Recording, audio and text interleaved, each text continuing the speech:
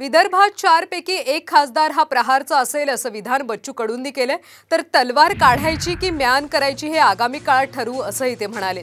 दरम्यान आमच्या ताकदीने कुणाचं चांगलं तर कुणाचं वाईट होऊ शकतं हे दाखवून देऊ असा इशाराच बच्चू कडूंनी दिलाय।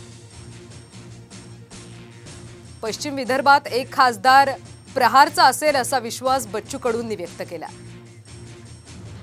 मला वाटतं फार चांगले दिवस प्रहारचे येत्या काळात येणार आहे।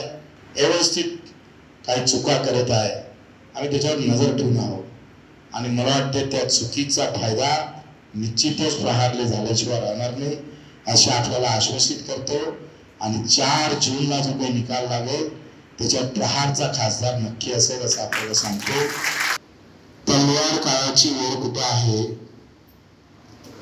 त्या आपण बरोबर ठरवून म्यान मध्ये ठेवायची कधी काळाची एवढं डोकं राजकुमारजी आपल्याला आहे ना, ते बरोबर वापरू।